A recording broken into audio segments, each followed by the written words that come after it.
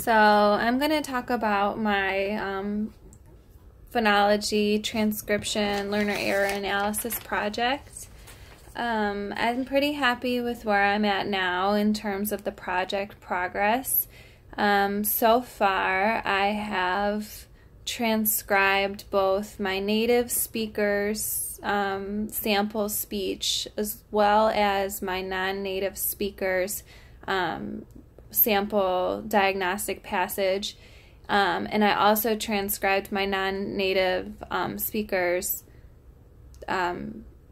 unplanned speech, and I was able to identify a few errors through those two passages with my non-native speaker.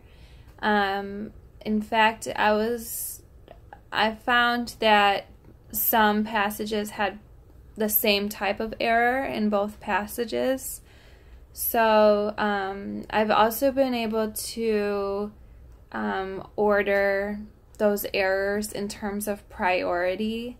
So with my speaker, I think the number one priority I have as far as pronunciation correction is the D flap.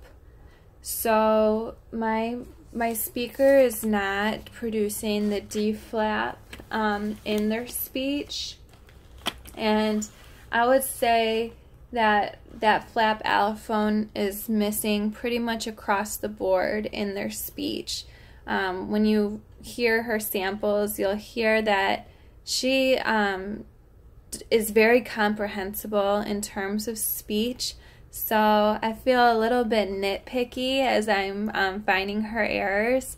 But of course, we might have students that really are motivated by whatever reason to perfect their pronunciation.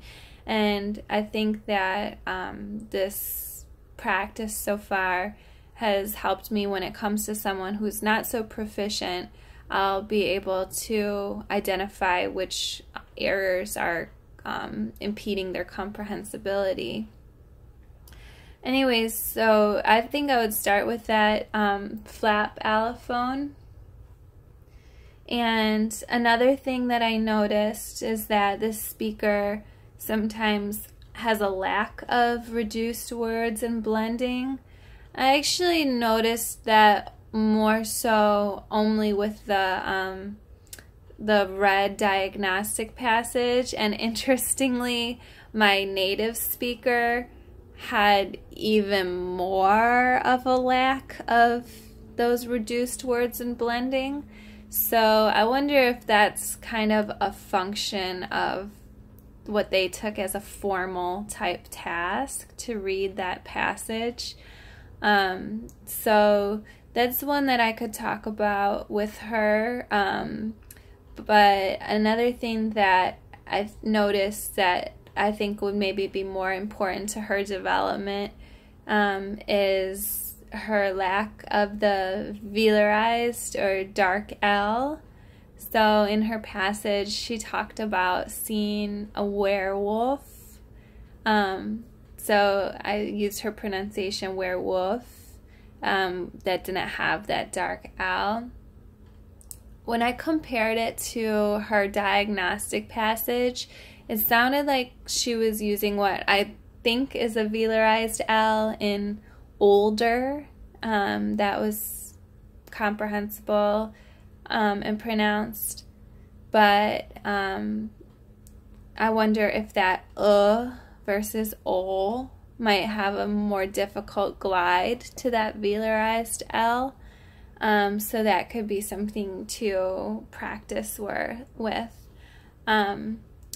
With this particular speaker, one common problem that I decided upon further reflection might not be a total problem is she doesn't really distinguish between the low back tense ah and the mid back tense ah.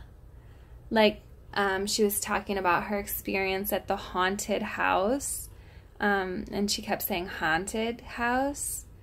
But I think this is also something that does not, for her, denote her as a non-native speaker. In the Midwest, we tend to make that distinction between aw and ah, but I read in the textbook that that's commonly undistinguished in the western part of the nation. And interestingly, this particular speaker grew up in California. So I think that probably is affecting her phonology with that particular phoneme. But like I said earlier, of course, there's those particularly motivated students that would want to blend right into our Midwestern accent and might be wanting to work on that particular pronunciation. So I think that I'm in a pretty good place as far as feeling comfortable with the project. My biggest discomfort is that feeling of nitpickiness, but I think it's a good practice for me as an educator. I don't think that it will translate into much explicit teaching with this particular student. Because she's more just along for the ride, just trying to do me a favor to work on this project.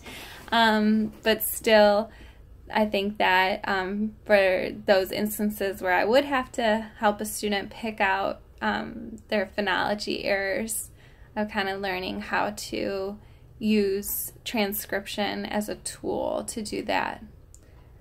So my next steps are to basically turn all my handwritten notes of errors into a nice polished chart and set of descriptions. I think that the length of the paper is a little bit scary to me. Not that it's hard for me to write at that length, but I guess I will really go into a lot of detail with the types of lessons that I might use to apply in these instances. But I imagine that's probably a common concern among my classmates. So it's just a matter of getting right down into it, and we're off of our contracted day now, so I'm hoping to plan on working on it tonight. Thank you.